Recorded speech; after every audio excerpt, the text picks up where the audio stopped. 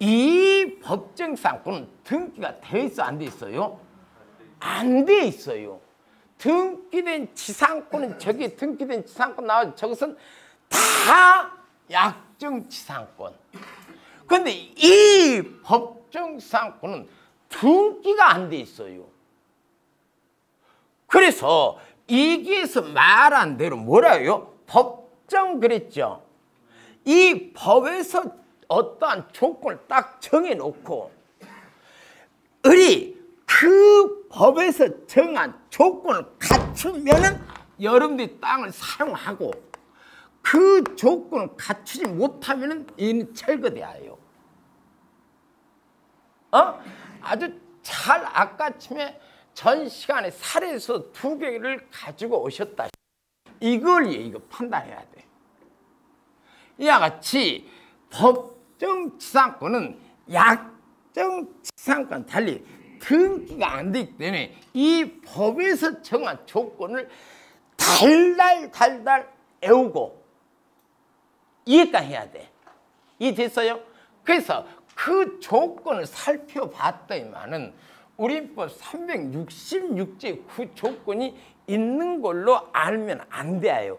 그 조건 미안하지만은 법 조문에 없어요. 이해를 잘 하십시오. 여름 책자 조건을 해놨죠. 잠깐 가봅시다.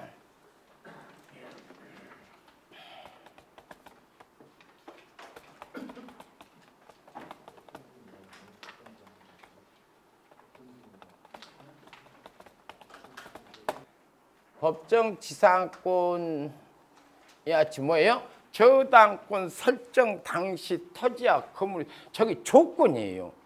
이제 저 조건이 의미하는 바를 여러분께 이해를 하셔야 되거든요. 아셨어요? 그래서 저당권 설정 당시 토지와 건물 소유자가 동일인일 것, 일 것은 조건이에요. 왜 그러냐고 물으면 안 됩니다. 서당권 설정 토지의 건물이 실제로 존재할 것, 여 실제는 틀렸어요. 아셨어요? 존재할 것.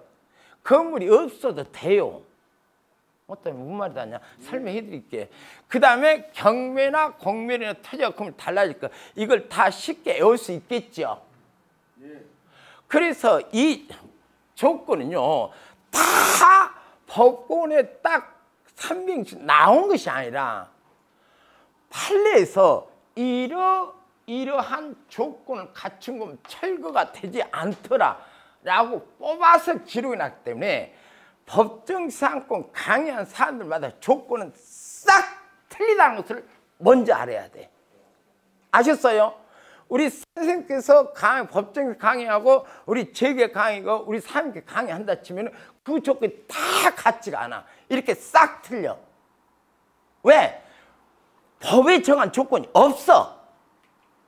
그래서 이걸 여러분께서 많이 하는데요.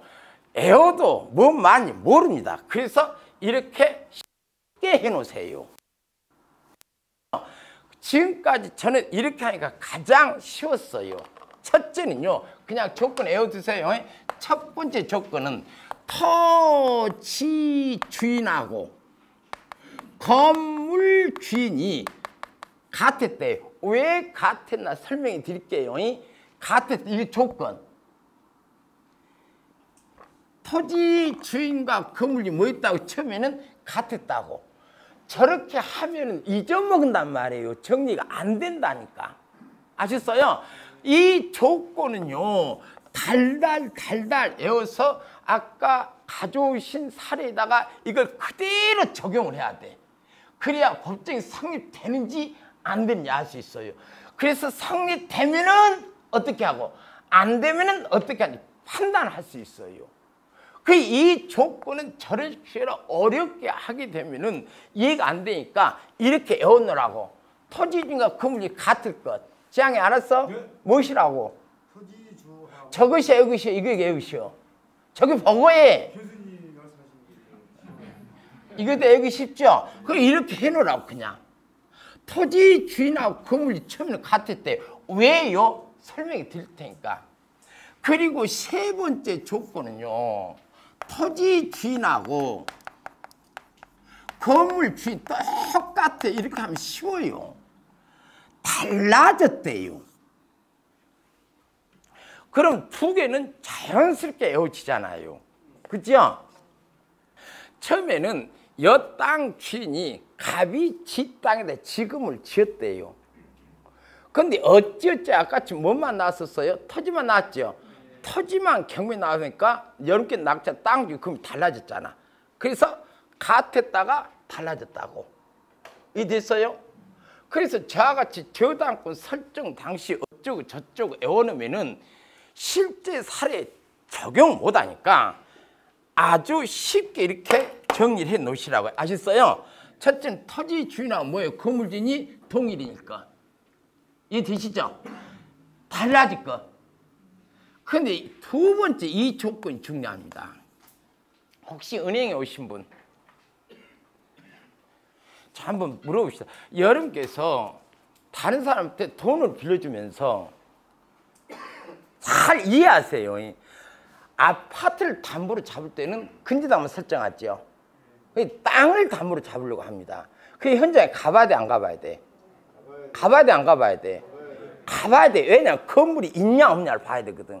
건물이 있는 상태에서 근저당을 설정하잖아요. 그럼 나중에 땅 가치가 확 떨어져. 누가 입찰 안 해? 왜? 건물이 있기 때문에. 그러겠죠? 그럼 빌려준 데를 다 해소를 못한단 말이에요. 그래서 은행에서는 반드시 땅을 담보로 돈을 빌릴 때 반드시 현장에 가봅니다. 왜요? 건물이 있나 없나 확인하기 위해서. 그래서 건물이 있으면 1억짜리 1억짜리 땅에 건물이 없으면 70% 7천을 빌려주는데 1억짜리 땅에 건물이 있네요. 그럼 담보가치가 떨어지지요. 그러니까 7천 빌려주고 3천을 빌려준다고. 그래서 그 현장에 가봐야 돼, 안 가봐야 돼? 가봐야 된다고. 그래서 은행에서 땅을 담보로 대출을 주려고 할 때 토지에다가 근저당입니다. 감료 아니에요. 근저당을 설정하려고 현장에 가봤더만은 지상에 건물 있나 봐야 되겠죠. 그 땅 위에는 뭐가 있대요? 건물이 있더랍니다. 아셨습니까? 이것이 조건이에요. 자, 여기에서 엄청난 사건이 하나 발생합니다. 여기에도 거의 똑같지요. 저당권 설정 당시에 토지에는 건물이 실제로 있을 거 그랬죠. 이 실제로 있을 거 이 말은 틀린 말입니다. 자, 그래서 잘 들으세요. 이 건물과 이 건물이 틀려요. 우리 건축법에서 말한 건물은 반드시 건물이 되기 위한 조건 뭐가 있어야 됩니까? 기둥이 있고 기둥 또는 벽 그리고 지붕이거든요. 오케이? 그러면은 근저당 설정하려고 현장에 가봤더만은 그냥 건물이 있는 게 아니라 터만 닫고 있어요. 건물 지으려고. 그럼 그 건물이 아니에요. 기어. 그래서 이 말이 틀리다고. 이해되셨어요? 그러니까 여러분께서 법정상을 다 놓쳐요. 이론적으로 하냐 실제적으로 하냐 현장에 가서 근데 잘 보세요. 이해를 해드릴게요. 이 땅에다가 은행에서 대출을 해주려고 근저당 설정 대출 현장에 가보겠죠. 그래 갔더만 이 땅 주인이 터 파기를 하면서 공무리를 치고 있어요. 공무리를. 그리고 사식경이 이렇게 나와 있어. 사식경이 뭔지 알죠? 아 그냥 그런 게 있어. 건물 지르면 이렇게 철근 올라온 거 있잖아요. 사식경이 올라왔어요. 이거 건물이 아니에요. 건물이 아니에요. 아직 아니십니다. 아따 건물이 아니잖아. 기둥도 없고 지붕도 없으니까. 근데 이걸 보고 돈을 빌려줬어요. 그럼 돈을 빌려줄 때 이건 앞으로 건물이 될 거라는 거 인지할 수 있어 없어? 물어봤더만 당신 뭐예요? 그러니까 나 여기다 건물 지으려고 이렇게 하는데 그럼 뻔히 알고 돈 빌렸죠. 그럼 이때의 건물이 이거라고. 이해되셨어요? 앞으로 건물이 될 거라는 것을 예측할 수 있냐 없냐. 실제 건물이 아니야. 그래 이것은 실제 건물이고 이렇게 다르단 말이에요. 앞으로 이거 잘 나와. 우리 실전반에서 한번 다뤘던 문제 어사님 다뤘죠? 저 평택 거 기억 안 나지? 아셨어요? 그래서 여 건물과 여 건물 다르고 이것은 외우기 쉽죠? 자 쉽게 외워지네요. 자 외워보세요.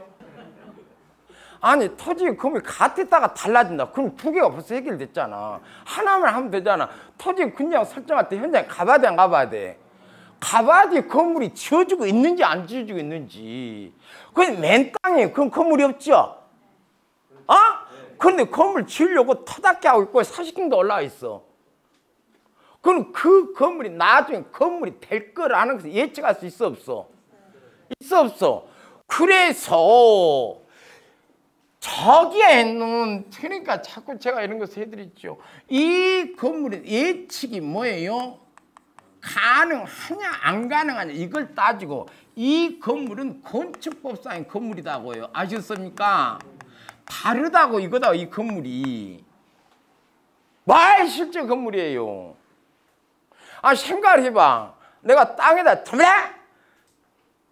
돈을 빌려면 담보로 그냥 설정했죠. 그 땅 주에 여기다 건물 지으려고 터닥게 하고 있다. 그리고 뻔히 건물이 지을 거 알고 돈 빌려줬죠.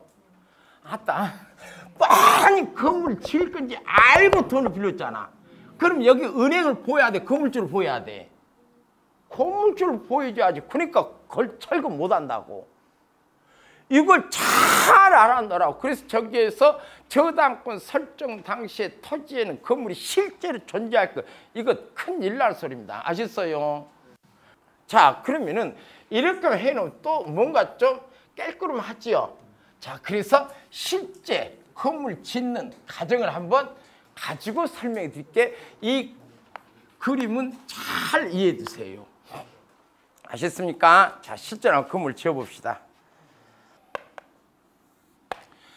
땅을 가지고 있는 사람들은 왜 땅을 살까요? 건물을 지으려고요. 어찌 저건 저렇게 똑똑할까? 건물을 지어서 임대사업을 하기 위해서 땅을 샀지요. 그래서 갓도 이렇게 땅을 샀어요. 이 땅에다가 상가를 지어서 임대를 하기 위해서. 오케이? 예. 그래 대부분이 상가 건물 짓다 보면 도중에 분양을 선분양하지요. 예. 분양을 하면은 공사비도 충분히 갚을 수 있을 것 같다는 생각에서 시작을 했습니다. 그런데 지어가는데 분양이 안 되는 거예요. 그러니까 공사비를 지급하지 못하는 상황이 발생했어요. 그럼 공사비에 건물 안 지으면 이건 좆되는 거죠. 그래서 하는 수 없이 갑은 은행에 갔습니다. 뭐 하려고? 돈을 빌려서 공사비를 지급하려고. 그러면 은행에 가면은 그냥 돈 빌려주나요? 담보 제공하세요 그러죠. 근데 여기 있는 갑이 지금 가지고 있는 것은 땅하고 건물인데 이 건물은 신축 중이에요. 아직 준공이 안 됐다고. 5층 건물이 4층밖에 안 짓고 1층은 남아있는 미준거 아직 준공되지 않는 건물 담보 제공해도 못해. 못하죠. 그럼 어쩌시 뭐만 땅만 담보 제공하겠죠. 땅과 건물은 별도의 재산. 그래서 갑은 한우씨 농협에다가 토지만을 담보로 제공하고 돈을 빌려서 공사비는 충당했습니다. 잘 이해되시죠? 지금 이거예요. 지금 아까 나온 것들도 다 이거예요. 그래 이제 나중에 건물을 공사비 지급하니까 건물 다 지었어요. 준공까지 마쳤습니다. 그럼 분양이 잘 돼야 되겠죠. 그래야 빌린 돈도 갖고 임대사업도 할 것인데 갑자기 코로나 사태가 터지는 바람에 이 분양이 전혀 안 되는 거예요. 그러니까 이 돈을 갚아 못 갚아. 못 갚으니까 은행에서는 빌린 돈을 갚기 위해서 담보로 잡아놓은 부동산을 경매치겠죠. 그런데 담보로 잡아놓은 부동산 땅이요, 건물이요? 땅이잖아요. 그래서 이렇게 땅만 뭐예요? 경매 나오더라는 것이 아주 잘 나옵니다. 근저당권의 실행으로 경매 나왔죠. 중요한 것은 근저당권자가 경매 쳤잖아. 그리 하다 보니까 아까 가져오신 사례와 같이 지상에는 누구 건물이요? 가부 건물이 있는 상태에서 가부 땅만 경매 나왔죠. 그 땅이 2억이에요. 그런데 땅만 경매에 나왔습니다. 지상에 건물 나왔어 안 나왔어요? 안. 이 땅을 낙찰 받아봤자 가부 건물 때문에 내가 건물 지어 못 지어. 못 짓고 팔아 못 팔아. 못 팔아. 그래서 2억짜리 가부 땅이 1억까지 떨어지더라는 것이에요. 그래서 우리 낙찰을 받았습니다. 자, 그러면은 가부 으르 땅의 가부 건물이죠. 자고로 나무 땅 위에 있는 건물은 무조건 뭐가 되는 거? 철거되는 것이 원칙이에요.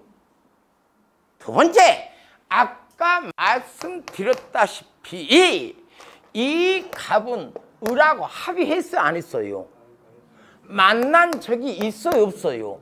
그럼 쉽게 말해서 여러분께서 퇴직하면 전원택을 짓기 위해서 아주 경치 좋은 곳에 300평짜리 땅을 사놨는데 그 누가 건물 짓고 있어요. 내 동의도 안 받고. 그럼 어떻게 해야 돼? 건물 따라 부숴라 할 수 있죠. 그래서 모든 나무 땅 위에 있는 나무 땅에 있는 건물들 무조건 철거돼야 됩니다. 약간 이해되시죠? 그러나 모든 건물을 철거하자 너무나 아까워요. 그래서 조건을 만들었는데 이러한 조건을 갖춘 건물은 철거하지 말아라.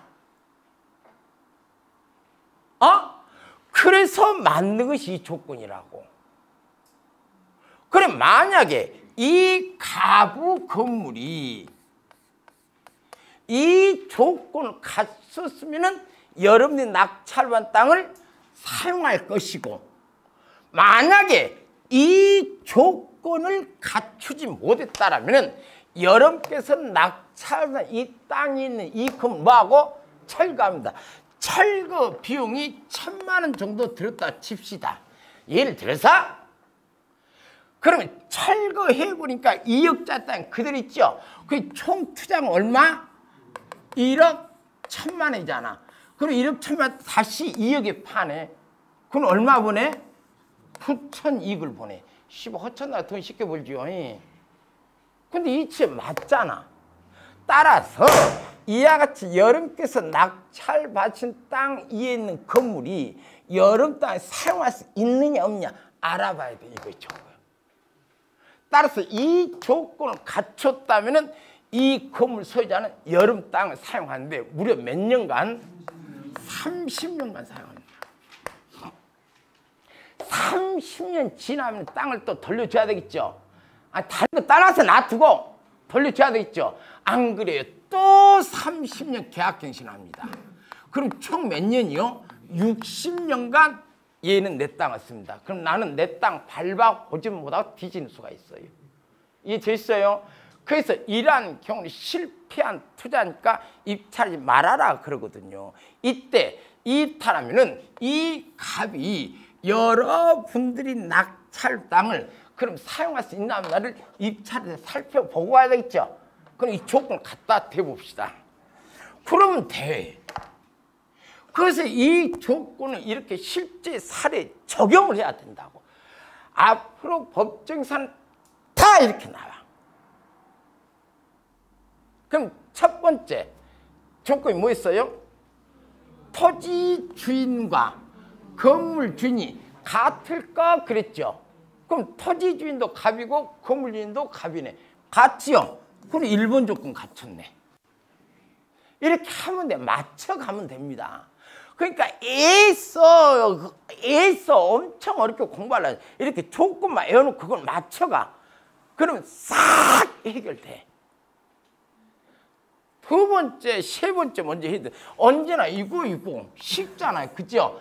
같았다가 달라질 거. 그러면은 같았다가 달라졌죠? 달라졌네요.